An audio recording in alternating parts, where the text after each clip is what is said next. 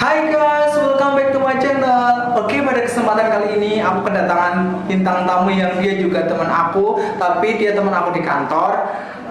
Kita akan membahas seputar pendidikan dan pengasuhan anak, atau yang lebih dikenal dengan istilah parenting. Oke, jika kalian semuanya pada penasaran dengan apa yang akan kita bahas, jangan lupa tonton sampai selesai ya guys.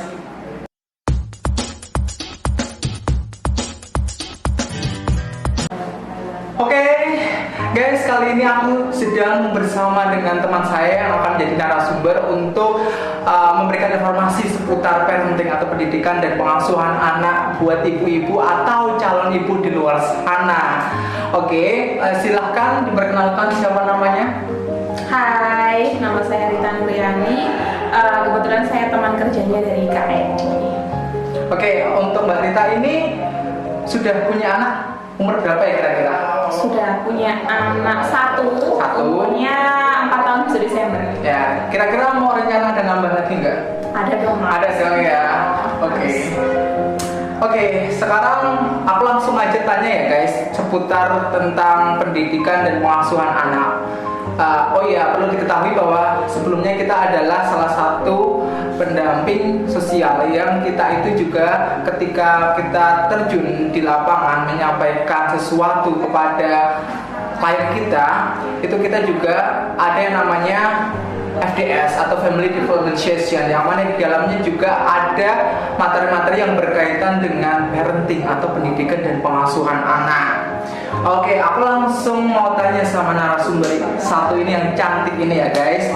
Oke, menurut Mbak Rita ya, pola asuh anak itu seperti apa sih yang baik? Kalau menurut saya pribadi ya, maksudnya pola asuh anak itu kalau saya menerapkan kepada anak saya itu, jadi dari dini itu membentuk anak saya itu menjadi pribadi yang kuat gitu. Jadi diajari mandiri dari kecil. Iya, contohnya apa kira-kira ya? Contoh realnya? Misalnya anak saya itu mulai dari 2 tahun itu kebetulan apa kurang dari 2 tahun ya, 2 tahunan lah itu udah saya biasakan untuk makan sendiri. Terus umpama dia mau ke kamar mandi juga sudah tidak perlu maksudnya ngajak mamanya atau ngajak siapanya, dia sudah bisa kamar mandi sendiri. Nanti kita tinggal mengawasi apakah sudah benar cara-caranya kayak gitu. Oke, sebelumnya ada bantuan nggak sih atau peran dari orang tua Mbak Rita sendiri dalam hal mendidik dan mengasuh anak, katakanlah neneknya atau kakaknya gitu? Oh ya, kebetulan nenek sama kakeknya itu memang kebanyakan waktunya tuh nggak di rumah, jadi di rumah cuma sore hari. Ya memang ada sih, nggak munafik ya Mas. Memang ada, tapi nggak terlalu yang banyak dari nenek kakeknya, karena kebetulan kan anak saya juga diasuh sama mbak gitu. Oke, tidak bisa dipungkiri karena dia ini kan juga wanita karutu yang otomatis waktu untuk mendampingi anaknya otomatis akan berkurang. Nah, kira-kira berapa persen sih Mbak Rita ini melayani anaknya dalam mendidik dan mengasuhnya? Mungkin kalau dari saya pribadi itu sekitar berapa ya? Paling 60%. 60%. Sisanya? Dari mbaknya. Karena dari pagi sampai sore kalau kita nggak munafik juga ya, kalau kita pas sebelum pandemi kan kita ada pertemuan kelompok itu biasanya kita juga pulangnya jam 3, jam 4. Kita kan maksudnya lebih banyak di luarnya, nggak bareng-bareng sama anak kita. Jadi kita punya waktunya dari sore mungkin sampai malam sampai pagi lagi. Oke, nyambung ke profesi Mbak Rita saat ini, otomatis kan juga banyak sekali kesibukan seperti yang disebutkan tadi ya. Ketika ada pertemuan kelompok, ketika ada rapat-rapat di dinas, otomatis kan sampai sore, bahkan mungkin lebih dari sore, otomatis overtime lah katakannya. Dan waktu untuk ketemu anaknya juga berkurang. Paling ketika udah pulang, otomatis kan semuanya udah siap tuh, udah dimandiin, udah dikasih makan, tinggal ibarat kata ngeloni turu lah menurut. Nah, aku pengen tanya nih, dalam menjadi wanita karir, anak ini prioritasnya diasuh oleh siapa dan bagaimana cara mengasuhnya? Gitu. Jadi kebetulan Mas, kalau saya itu walaupun saya itu pagi nggak pernah sarapan dengan masyarakat ya, tapi saya itu mesti mengutamakan anak saya itu saya buatkan makanan karena biar tahu nih gizi apa sih yang dikasih sama anak saya itu. Maksudnya nggak pakai, kan kadang kalau kita mempercayai orang lain mungkin biar anaknya mau makan banyak dari kecil dikasih mungkin MSG atau apa gitu ya, nanti lama-lama jadi kecanduan ya kalau kayak gitu. Jadi kalau dari pola makannya dari pagi itu memang saya yang ngasih makan, buatin makan dulu gitu. Terus untuk mungkin jadi mbaknya itu datang tuh bukan terus dia yang mandiin, dia yang nyewa itu enggak. Jadi sebelum saya pergi emang dari dulu tuh mandi, anak saya sudah saya bangunkan, saya ajak mandi. Tapi kalau sekarang sudah mandi sendiri, nanti saya cuma lihat apakah udah bersih atau belum, karena memang kadang anak saya tak mandi udah nggak mau karena mungkin udah 4 tahun kan ya. Dia udah nyaman dengan mandi sendiri. Iya, pengen dianggap biasa. Betul, itu mainan air karena kesenangan makan mainan air. Terus mungkin kalau sore pun anak saya itu kalau saya pulangnya tuh masih jam 3 jam 4 memang saya mandikan, kan saya ngasih makan. Jadi mbaknya itu mungkin kalau kayak ngasih maem, kayak mandiin enggak ya. Kalau ngasih maem itu mungkin siang toh. Jadi masih saya itu dalam pengasuhan anak masih banyak waktunya untuk memberikan sayang pada anak. Ya baguslah, intinya di balik kesibukan Anda tidak pernah melupakan kewajiban Anda untuk memberikan parenting yang bagus untuk anak. Salah satunya tadi kalau aku tarik kesimpulan dari apa yang disampaikan, memastikan anak itu dapat makan dengan gizi yang bagus. Berarti itu kan Rita sebagai ibu itu memastikan bahwa anak itu kebutuhan kesehatannya cukup gitu lah. Pengen anak itu tumbuh sehat ya kan ya. Siapa sih yang nggak pengen ibu itu anaknya tumbuh sehat, cerdas, pandai dan mandiri tentunya. Ya. Selanjutnya nih, Mbak Rita ini termasuk salah satu orang yang menggunakan jasa babysitter atau tidak? Pakai. Iya. Alasannya apa? Kenapa harus pakai babysitter? Jadi memang kan kita kerjanya itu dari pagi sampai siang, kalau nggak ada acara keluar ya dari pagi sampai siang kita di kantor. Terus nanti kalau ada acara keluar mungkin sampai sore. Terus anak saya yang ngomong siapa nanti kalau nggak pakai mbaknya? Soalnya kan tadi nenek sama kakaknya ada kesibukan sendiri. Otomatis mau tidak mau harus memakai jasa babysitter. Nah dari Mbak Rita sendiri, ini kan banyak orang di luar sana mungkin kurang merasa nyaman atau percaya dengan jasa babysitter, yang seharusnya mungkin kita titip pesen nih misal sama babysitter, tolong ya nanti jangan kasih makan yang banyak micin bla bla bla. Tapi kan sebagai babysitter kadang ketika dia juga harus mengerjakan pekerjaan yang lain dan di sisi lain dia harus ngomong, kadang kan yang penting anaknya itu diem. Nah, menurut kamu sendiri gimana? Apakah sudah melakukan yang namanya kepercayaan tinggi terhadap babysitter atau enggak? Jadi gini, dari awal kan memang saya buat itu mbaknya itu nggak banyak kerja yang selain ngomong. Jadi kan ada ya, yang maksudnya pagi dia tuh harus cuci, harus nyapu, harus ngepel, nanti masih ngomong anak, mandiin anak, masih makan anak dan yang lain. Tapi kalau saya pribadi itu sebisa mungkin kayak nyuci pun saya punya mesin cuci ya mas. Ya maksudnya nggak munafik lah orang sekarang nggak punya mesin cuci. Aku ngomongnya dong. Oh iya. Besok dari sini ya nanti. Jadi gini, kalau dari nyuci kan maksudnya anak itu juga butuh kenyamanan dari pakaiannya. Saya itu nyuci itu memang dari anak saya kecil tuh kayak nggak percaya kalau pakai mesin cuci karena nggak bersih banget, kadang kan masih ada nodanya karena namanya anak kecil habis makan nanti belepotan ada nodanya gitu. Jadi saya nyuci, saya sebelum berangkat kerja itu biasanya saya nyuci sendiri, saya kucek tuh mas, cucian itu saya kucek, makanya tangannya nggak halus nih, nggak kayak tangan dia. Saya kucek, satu saya cuma tinggal plating di situ. Terus nanti mbaknya datang kan tinggal jemurin. Kalau jemurin mbaknya datang jemurin, anak saya masih saya pegang. Nanti kalau saya udah berangkat nanti mungkin mbaknya main sama anak saya. Kalau anak saya itu kalau dulu sih kecil kan jam 9 tidur ya. Jam 9 tidur nanti mbaknya tinggal nyapu, mungkin ngepel pun kalau memang nggak sempat nggak tak harusin karena saya ngomongnya di sini saya minta bantuannya buat ngomong anaknya, bukan buat mengerjakan pekerjaan rumah. Oke, cukup. Untuk kedua hal nih terkait dengan babysitter, tadi kan faktor kepercayaan ya, itu nyambung lagi ke arah apakah anaknya Mbak Rita ini kan umur 4 tahun, mungkin sudah bisa merekam dan sudah bisa menyampaikan sesuatu. Apakah pernah sesekali menyampaikan hal yang sekiranya apa yang dilakukan babysitternya itu kurang nyaman di anak, itu pernah nggak nyampaikan ke ibunya? Satu. Yang kedua, untuk kualifikasi babysitternya sendiri nih, menurut sampean nih, menurut Mbak Rita ini dia tuh udah cocok belum sih, mumpuni belum sih sebagai peran penggantinya Mbak Rita sebagai ibu? Artinya kan kita tuh sebagai orang tua ya, misal aku belum jadi orang tua jadi aku belum tahu ya. Yang aku ingin tanyakan menggali informasi dari sampai ini kan sampai sebagai ibu ya kadang ibu tuh nggak rela lah kalau anaknya sampai kenapa-napa ya nggak sih? Ya misalkan anak ini ngomong paton, misalkan jatuh atau apa kan pasti kan ada rasa tersendiri. Gimana sih cara menyikapinya? Yang pertama tadi yang itu ya anak saya itu pernah ngomong nggak sama saya gimana? Kalau sampai sekarang nggak pernah karena terus mungkin karena kalau seumpama gini anak saya tiba-tiba jatuh nih mas main sama teman-temannya atau mungkin anak saya gimana terus sebelum anak saya ngomong nanti mbaknya tuh ngomong dulu saya sampai di rumah mbak tadi adik gini jadi mbaknya tuh malah ngomong dulu nanti kalau saya udah dikasih tahu sama mbaknya saya konfirmasi sama anaknya itu ternyata memang iya kayak gitu terus untuk sudah maksudnya saya bisa menggantikan peran saya kayaknya kalau saya sampai sekarang saya tuh sangat bersyukur nih mbak yang sekarang karena mungkin saya kan maksudnya punya anak juga masih umur 23 tahun tuh belum terlalu matang ya buat maksudnya udah tahu gini jadi kayak model pengasuhan anak yang anak saya bisa makan sendiri anak saya bisa mandi sendiri bisa gosok gigi sendiri dengan benar terus nanti anak saya bisa baca Iqra Itu siapa yang ngajarin? itu kebanyakan kakaknya jadi saya tuh ngajari tapi kan kalau saya waktu ngajari kan cuma dikit nih ya maksudnya nggak terlalu banyak karena sore kan mungkin anak juga udah nggak bisa lah konsentrasi yang penuh saya ngajari dikit nanti terus mbaknya tuh terusin diganti harinya dia udah bisa kayak gitu.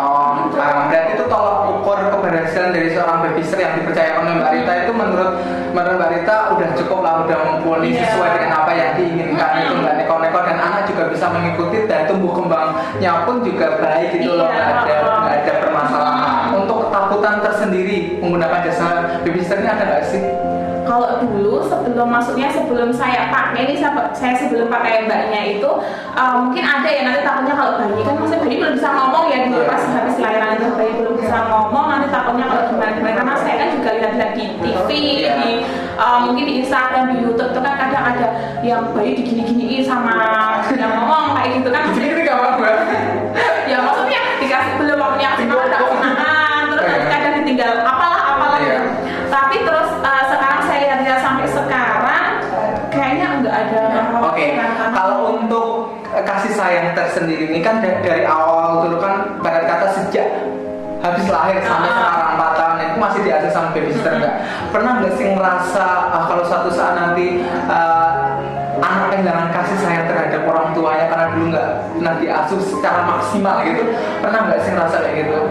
Kalau sama-sama enggak sih mas, karena kebetulan alhamdulillahnya anak saya bisa menempatkan di mana dia tuh waktu sama yang ngasuhnya sama saya, jadi nggak pernah tuh yang namanya pas diasuh sama mbaknya nanyain, maksudnya kayak nggak mau ditinggal sama saya, tapi pas udah sama saya juga nggak mau tuh yang namanya nggak mau ditinggal sama mbaknya, jadi mungkin anak saya sudah itu sih, untungnya anak saya udah dewasa, maksudnya dari kecil tuh punya Sudah dewasa ya. Maksudnya di balik umurnya yang masih belia gitu dia udah ngerti bisa menempatkan diri gitu. Perkembangan secara mental maupun fisik cepat dibandingkan yang lain gitu ya. Senang nggak sih? Senang banget ya. Syukur banget ya. Oke, next. Aku tahu nih bahwa pekerjaan di kantor ataupun di mana kan ada bisnis juga ya, kadang juga ada hal yang perlu dikerjakan.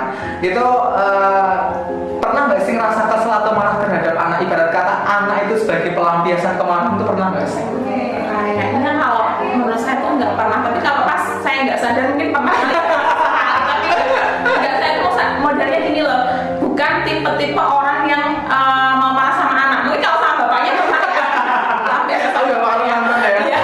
Tapi kalau sama anak saya itu juga kadang kalau mau tidur aja saya suka nangis mas, ya Allah ini anak dari pagi sampai siang kadang sampai sore saya tinggal kerja, nanti di rumah masih bawa kerjaan. Anak saya itu dengan sendirinya kadang kalau saya ngerjain di rumah nih, mas saya bawa mainannya di dekat mama, saya nemenin mama mainan. Jadi kayaknya ya Allah anak kayak gini banget, udah dewasa banget, dia pengertian banget. Jadi kayaknya enggak. Kalau sadar saya enggak sih. Oke, bagus lah. Ya mudah kan, ini kan baru sampai sekarang ya. Iya. Nggak tahu nanti lah ketika anak udah mulai ibarat kata anak yang melidik, yang mudah-mudahan tidak seperti itu. Yang penting kita sebagai orang tua juga bisa kontrol emosi dan juga menempatkan ajas menang-menang anaknya, bukan kayak gitu ya. Oke, next. Perlukah kita memberikan apapun yang menjadi keinginan anak agar yang penting anak itu diam ketika mau ditinggal mengerjakan apapun apapun itu dia mau gitu. Kalau menurut saya pribadi sih enggak. Karena itu sama aja nggak membentuk mental anak. Jadi dia itu kayak manja lah nanti langsung gedenya. Jadi gini, roda itu kan berputar. Memang alhamdulillah sekarang itu posisi kita mungkin bisa dikatakan di tengah-tengah lah, enggak di bawah banget. Kita bisa ngasih anak apa yang dia mau, apa dia minta. Yang penting maksudnya kita bisa menjalankan apa kesibukan kita gitu. Tapi kita mikir lagi, bisa suatu saat kalau pas roda kita tuh agak ke bawah, yang mau buat ngasih itu apa? Misalnya kalau misalnya mainan lah atau apa? Ya, paham. Berarti pentingnya memberikan hal apa yang dibutuhkan sama anak, apa yang diinginkan sama anak, dan melatih anak itu walaupun kita tergolonglah kita mampulah memberikan apapun yang untuk saat ini. Tapi kita harus melatih bahwa nggak tahu lah kita nanti kehidupan kita akan seperti apa, mau menawar di bawah gitu ya. Tapi jangan sampai gitu ya.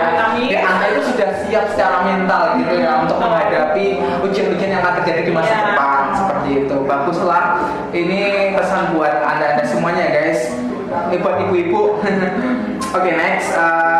Untuk peran ayah sendiri dalam mengasuh dan mendidik anak, ada nggak sih peran ayahnya itu? Kan masa ditahu sendiri ya. Ayahnya itu jangan secara subjektif juga dong. Misalnya kan Mbak Rita kan tokohnya semua orang, bukan ke Mas Edi. Oh iya. Jadi gini teman-teman, kebetulan kan saya sama suami saya itu tinggalnya berjauhan karena kebetulan suami saya itu baru belum bisa bareng-bareng di sini, jadi di luar kota, pulangnya juga mungkin 1 minggu atau 2 minggu sekali. Ya mungkin kalau peran ayah itu memang sangat penting ya, karena kebetulan ayahnya itu kalau pas di rumah ini, memang anak saya itu malah kebetulan nggak mau sama saya, makanya seringnya sama ayahnya, karena mungkin ayahnya lebih kayak gimana ya, namanya orang nggak pernah ketemu, sekali ketemu kan mesti ngasih kasih sayangnya bisa kelihatan banget, beda yang tiap hari ketemu gitu ya Mas ya.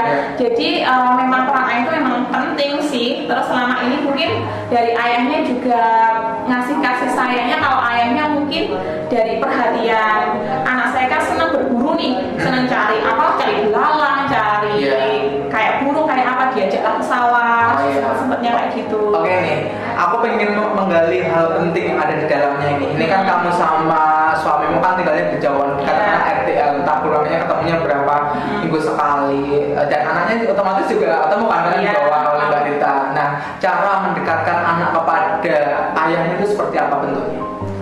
Mungkin kalau sampai sekarang, kalau pas ayahnya di sana mungkin lewat HP, lewat handphone. Itu untuk intensitas video call atau telepon itu berapa sih sehari?